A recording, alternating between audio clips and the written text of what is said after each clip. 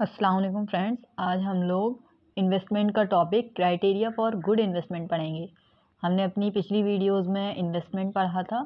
अब देखेंगे कि हमें एक अच्छा इन्वेस्टमेंट करने के लिए किस किस चीज़ों को ध्यान में रखना चाहिए। ठीक है, अच्छा इन्वेस्टमेंट किस तरीके से होगा, अगर ये डिसाइड करना हमारे लिए बहुत इम्पॉर्टेंट होता है। इसके लिए कुछ फैक्टर्स होते हैं जो हम देखते हैं। तो पहला फैक्टर होता है हमारा लिक्विडिटी। लिक्विडिटी का मतलब क्या होता है? जैसा कि हम सभी को पता है, लिक्विडिटी का मतलब है कि जो भी हमारा एसेट है उसे हम कैश में कितनी जल्दी कन्वर्ट करते हैं। ठीक है, तो यही मीनिंग लिखा हुआ है। Liquidity refers to how easily an investment can be converted into cash without significantly affecting its market price. उसके मार्केट प्राइस पर अफेक्ट ना पड़े और हम उसे कैश में कन्वर्ट कर दें। तो हम इन्वेस्टमेंट जो करते हैं तो ये देखते हैं कि हमारा पैसा कैश में कितनी जल्दी कन्वर्ट हो जाएगा। अगर जल्दी कन्वर्ट हो जाएगा तो इसका मतलब है उस एवेन्यू की, उस इन्वेस्टमेंट एवेन्यू की लिक्विडिटी ज़्यादा है। और अगर टाइम ले रहा है कैश में कन्वर्ट होने में तो हम कहेंगे कि ये लो लिक्विडिटी है इसकी। ठीक है, जैसे कि देखिए, इन्वेस्टमेंट विद हाई लिक्विडिटी किस किस की होती है? Stocks and bonds traded on major exchanges can be quickly bought और sold with minimal impact on their value. हम जो स्टॉक्स खरीदते बेचते हैं तो उसकी वैल्यू, उसके मतलब प्राइसेस पर बिना इफेक्ट करे वो हम जल्दी जल्दी बेच देते हैं, कैश में कन्वर्ट कर लेते हैं स्टॉक्स को। ठीक है, स्टॉक्स, बॉन्ड्स, ये सारी चीज़ें को, तो इसे हम हाई लिक्विड कह सकते हैं। और इलिक्विड इन्वेस्टमेंट क्या होगा हमारा? Illiquid investments such as real estate or private equity may take longer to sell and could incur higher transaction cost. Illiquid investment हमारे होंगे जैसे कि रियल एस्टेट। हमने कोई ज़मीन खरीदी, अब उसे हम बेचेंगे तो उसमें टाइम लगेगा ना, हमारी मार्केट, उसकी जो वैल्यू है हम उस पर इफेक्ट भी ना पड़े रियल एस्टेट की। ठीक है, और हम उसे कैश में कन्वर्ट करते हैं तो इसमें टाइम लगेगा। तो जो रियल एस्टेट है और प्राइवेट इक्विटी, तो ये हमारे इलिक्विड इन्वेस्टमेंट है। तो जब भी हम इन्वेस्टमेंट करते हैं किसी भी चीज़ में तो हम उसकी लिक्विडिटी ज़रूर चेक करते हैं।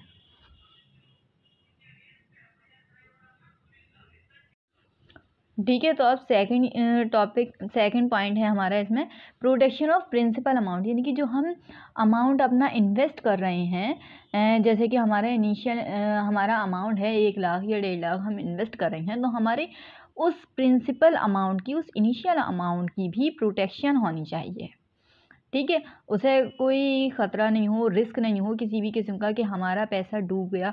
तो हम ये भी देखते हैं इसमें कि हमारा जो प्रिंसिपल अमाउंट है वो हमारा सेफ रहे। ठीक है, principal protection refers to strategies और investments designed to safeguard the initial amount of capital invested. यही बात है।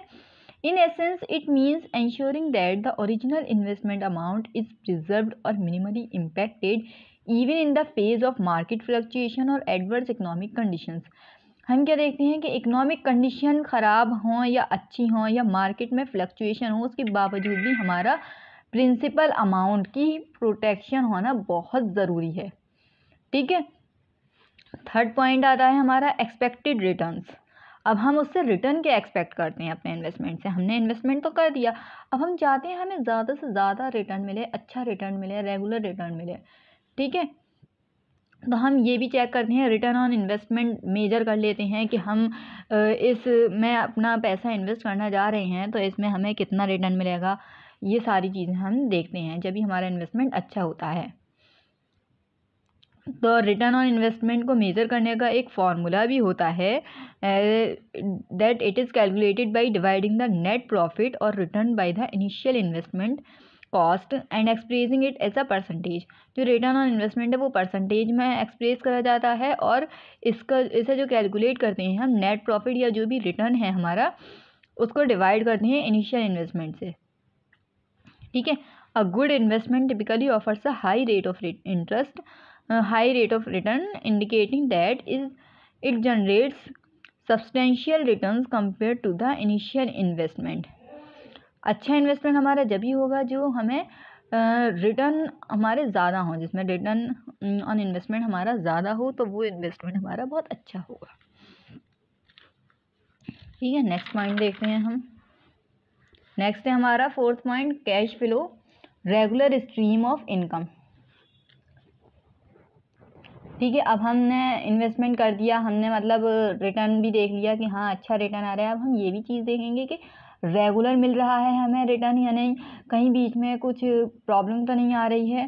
तो जैसे कि हमें जो रिटर्न मिलता है रेगुलर, वो किस फॉर्म में होता है, डिविडेंड, इंटरेस्ट, ये सब कुछ। ठीक है,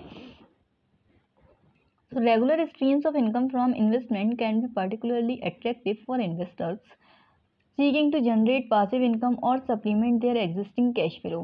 यानी कि हम अपना इन्वेस्टमेंट जब करते हैं तो हम ये देखते हैं कि हमारा पेमेंट हमें रेगुलरली मिलता रहे, किसी मंथ में इंस्टॉलमेंट में कोई प्रॉब्लम ना आ जाए। हमने इन्वेस्ट कर दिया पैसा, ऐसा नहीं हो कि किसी वजह से हमारा पेमेंट वो रोक रहे हों, पेमेंट ऑफ इंटरेस्ट, हमारा इंटरेस्ट का पेमेंट ना दे रहे हों। तो हम ये सारी चीज़ें देखते हैं। ठीक है, when evaluating investment based on their cash flow potential, investors typically consider factors such as the stability and sustainability of the income stream, the yield or return on investment, and the overall risk profile of the investment। कहने का मतलब है जब भी हम invest करते हैं अपना पैसा तो हम क्या देखते हैं, रेगुलर इनकम हमें मिले, ठीक है, रिस्क कम हो।